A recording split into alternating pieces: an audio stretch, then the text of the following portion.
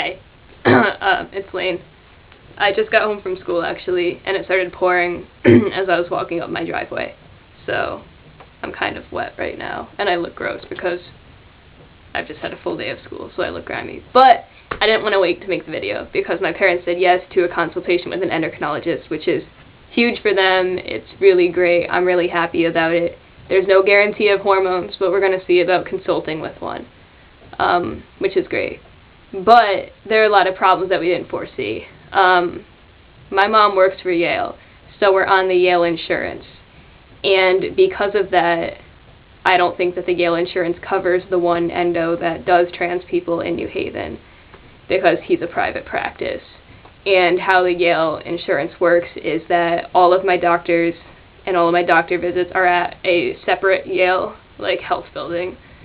So he's the only guy that, my gender therapist has ever prescribed people to. And so that's a problem. And he doesn't know of anyone that will do hormones for trans people in the Yale building. So he's going to call, and he's going to see if there's an endocrinologist that's willing to work with me, which I'm sure we'll be able to find someone. I mean, Yale is pretty liberal. I'm sure they've had trans people go to the school. I just don't know how much experience the person will have, which is, kind of a step back, but I'm just still so happy about them saying yes.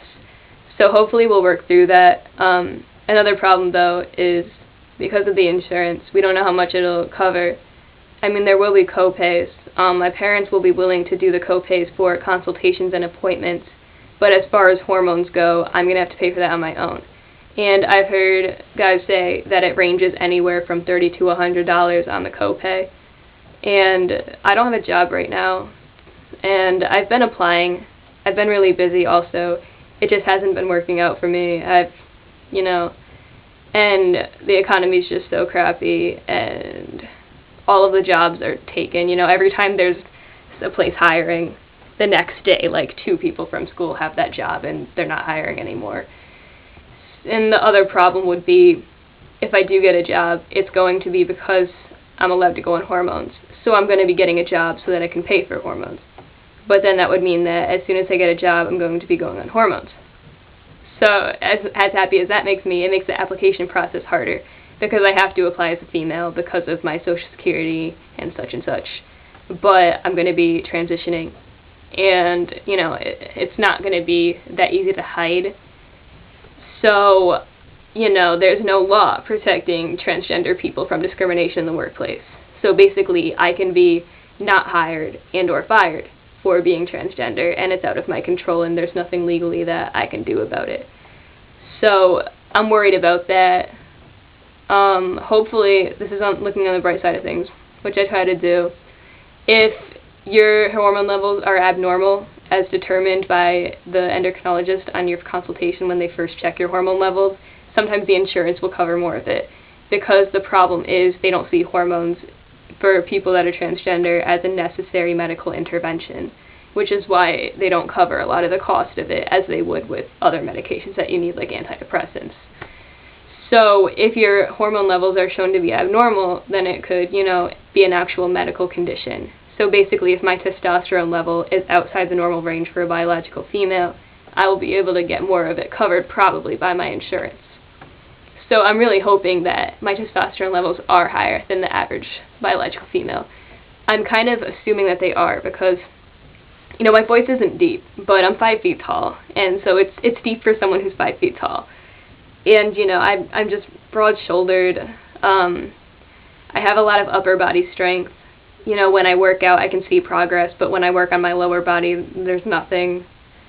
I've always been like that. I've always been, when we take physical fitness tests, I always been meeting the guy standards for, the upper body stuff, whereas the girls would, in my classes, not saying all girls are like this, but a lot of them would really struggle with it.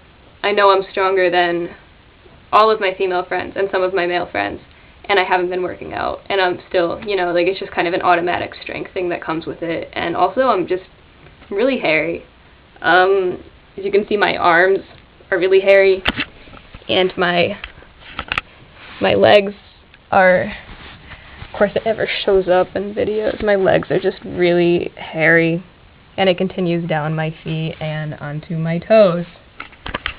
I mean, I've figured out that I have hair everywhere except the bottoms of my feet and the palms of my hands. And I also have a male receding hairline, and it's kind of doing this thing, which is why I have this awkward thing in the middle here. So I'm assuming that all of that means I probably have high testosterone levels for a biological female.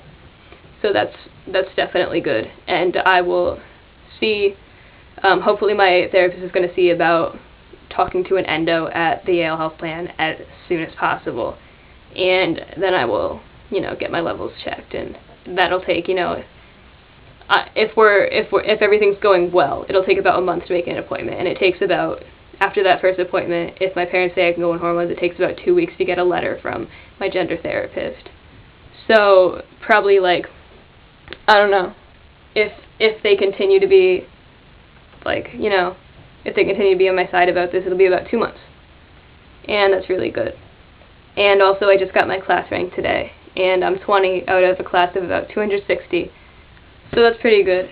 Honestly, I'm kind of disappointed because I'm a mega dork, and I mean, not really, but I wanted to be at least in the top 15, but I kind of slacked off my freshman year and had quite a few problems, and, was just not a good student.